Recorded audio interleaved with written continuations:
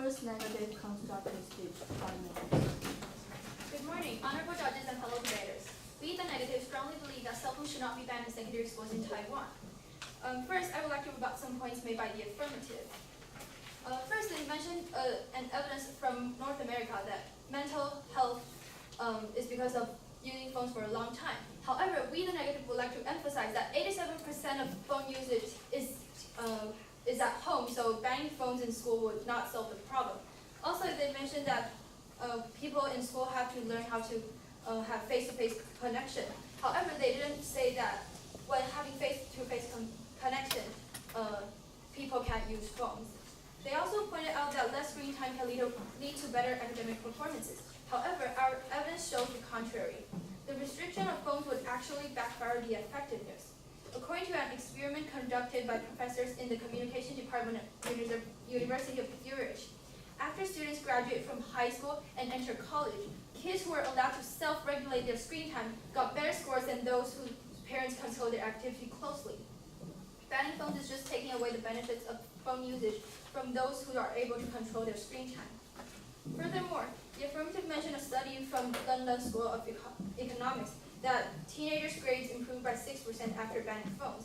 However, the affirmative ignored a statement made in the conclusion that cell phones can still be a useful learning tool if properly structured, proving that cell phones are beneficial learning tools if used correctly. We have also found some problems with their plan. First, they have no specific budget for lockers, and they also don't have the budget, like they mentioned when school officials damage the phones, they have to compensate for it. However, they don't have budget for that. Also, the affirmative will have school officials collect students' phones. However, when students want to retrieve their phones to contact parents in emergency events, they may have trouble finding the teacher, and they have to rush to the office to get the phones. And there might also be a scenario where a student is stuck in a corner of the school and they can't escape to find the teacher. Also, they mentioned students can contact through the home teacher's phones. However, they fail to recognize that when disasters happen, it is very inefficient to have hundreds of students rush into the teacher to wait for the one and only phone. Next, I will talk about our arguments. Our arguments will revolve around three topics, which are phones are crucial teaching aids, phones allow students to reach to the outside world during emergencies, and phones are self-learning tools. Firstly, phones are crucial teaching aids. According to a survey from CompTIA, 65% of educators say students are more productive today than they were before due to the use of technology. The EduCaus Center also indicates that 54% of students say they get more involved in class when using technology. As a result, in countries like Singapore, students use their phones in class for educational purposes, such as doing research reports or quizzes on digital platforms such as Kahoot, Quizzes, and Quizlet Live. Secondly, phones save people's lives during emergencies. According to Standard & Poor's Global Ratings, Taiwan is one of the top 10 vulnerable countries, meaning that natural disasters including typhoon and earthquakes happen very frequently. After the earthquake in Osaka in 2017, the Education Department of the Osaka Prefectural Government has lifted the ban on cell phones so students can inform parents that they are safe when disasters happen. There might also be a scenario where individuals get trapped or hurt and need phones to call for help.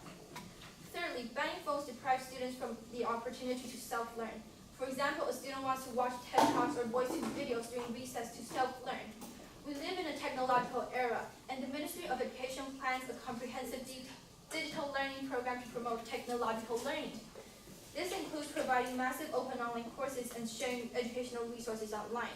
Banning phones in school makes it more difficult to reach the target. We have come up with a minor repair for the status quo. To be clear, we can separate students into two groups: students who can control their screen time and students who are addicted. Those who can control their phone usage will still be allowed to look up information or take notes with phones in class. And for those who are addicted, we encourage them to hand in phones voluntarily to an area in front of the classroom so they don't get distracted in class. Then they can take them back during breaks. If the addicts have difficulty handing out their phones or get caught using phones for non-academic purposes, we'll have counselors to help.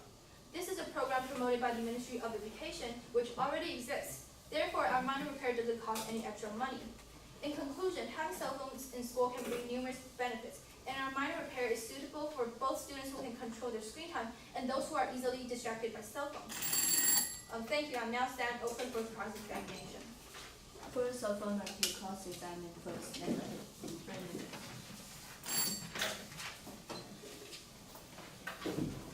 Good morning. Okay, so you stated that allowing them to have cell phones teaches them self-regulation, correct? Can you say that again? Allowing students to have cell phones in class teaches them self-regulation, correct? No, we didn't mention that. What we mentioned was that students whose parents self-regulated their cell phones had leads to poorer grades after they graduate from high school. Okay, but can self-regulation only be taught with cell phones? The research was about self-regulation in screen time, so this is an evidence specifically for cell phones. Okay. And you said that 65% of students are more productive because of technology. Yes. Does this technology only include cell phones or other technology as well? Cell phones, tablets, and iPads, laptops. Okay.